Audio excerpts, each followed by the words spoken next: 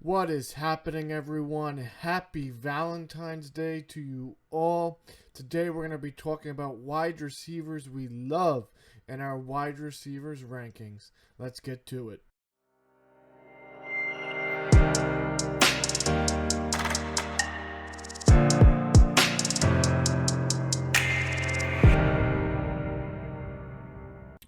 So, number one, we got Michael Thomas again. Historic season last year. I think he's quarterback proof. There's not many receivers there who could steal targets from him. They may bring someone in, but he's going to get, I believe, over 100 catches again easily. Sure, he won't have that historic season like we saw, but he's just too good of a player not to have ranked number one. Number two, we got Devontae Adams. Yes, Adams had an injury-plagued year. He struggled to stay on the field during the middle part of the year. People were frustrated with him early on. But during the end of the stretch, he really picked it up. His play was electric. He was dominant, especially in the playoffs. This is a guy that I think can continue to produce with Aaron Rodgers. And I have him at the number 2 spot this year. Number 3, DeAndre Hopkins, another guy who people kind of were aggravated with, frustrated with early on, however you want to put it. He struggled during a few stretch of weeks where the offense really didn't produce much early in the season. He picked it up. He finished very good again. He's another guy that's just too good of a player, and we've seen it year in and year out, not to have high up on your rankings list. So I have DeAndre Hopkins at number 3. Number 4, Tyreek Hill. He's kind of, in my opinion, the type of guy who could win you a fantasy game every single week. He could put up those 30 to 40 point numbers. 2 years ago, he was a little inconsistent, but he was very high scoring when he was on. This past year, he wasn't banged up. Mahomes was banged up. The offense still played very well. I think Hill going into 2020 is a guy that I really like. He's another talented receiver who I think, regardless of who's matching up against him, regardless of who's going to be the quarterback, I could see him having a very good fantasy year. And of course, Mahomes should be healthy next year 100%.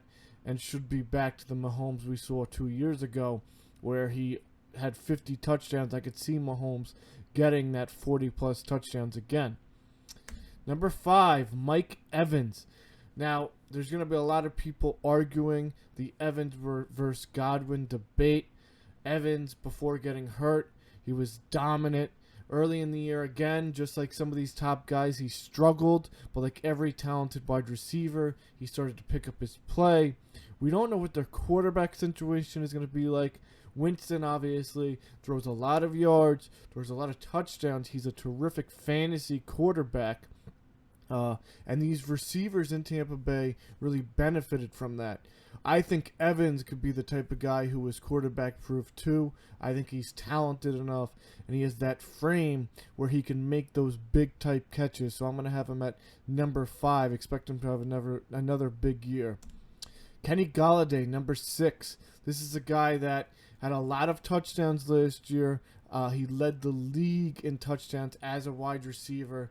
I think that with Stafford being healthy for a full year potentially, this guy can definitely put up top 5 to 10 numbers on a consistent basis. He's very, very athletic. He's a freak in my opinion.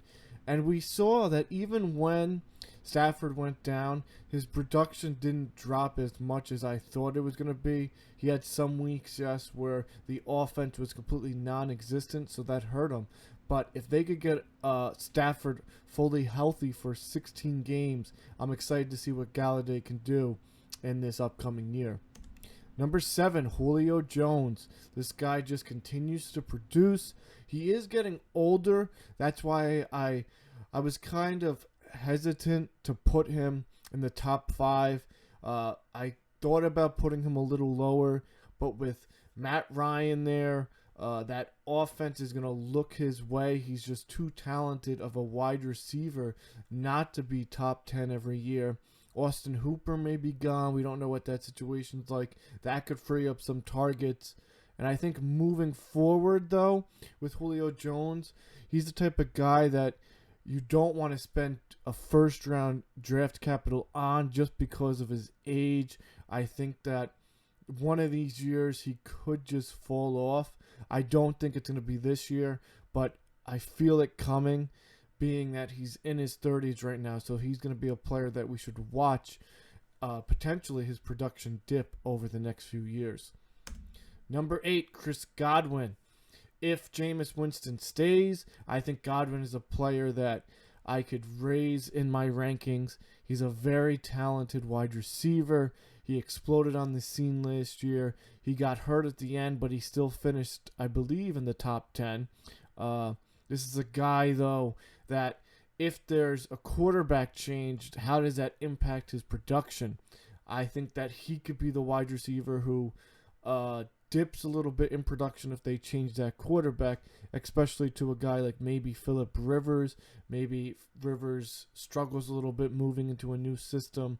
That's something to look forward to as we move into the next few weeks. Number 9, a guy I like, DJ Moore. He's a very talented wide receiver. That quarterback situation was a mess this past season in Carolina. However, he produced very good numbers during the middle parts of the year. I think he has a lot of talent. He could really create separation. He's a speedy type guy. And I think if they can get a quarterback, he could be a top 10 wide receiver. If they do not, then he's a guy that I'll probably lower on my rankings just a little bit. Number 10, Courtland Sutton. Another guy that really came out on the scene this year. He was producing like a top 10 wide receiver almost all year. Then the Broncos kind of had some quarterback issues. He kind of dipped in production later in the year. But with Drew Lock coming back, I'm very excited to see how Sutton can perform with Lock leading the offense for a full season. The last 4 weeks, Sutton kind of didn't produce as well as I thought he would. He kind of was hit or miss. He had a few games where he only picked up a few fantasy points, and that may be concerning to some, but being that Drew Lock was coming back from injury, the team kind of wasn't throwing the ball as much as they could be.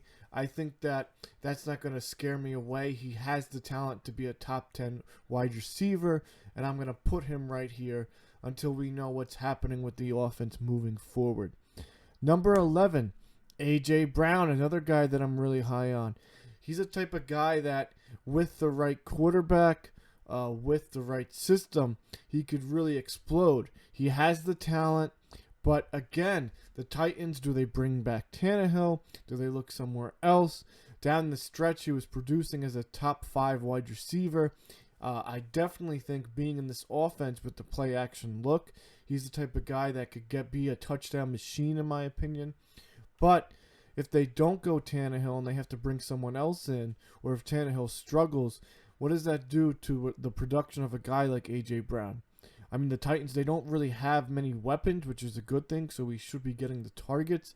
They have Corey Davis, but I have not been high on Corey Davis the past few years.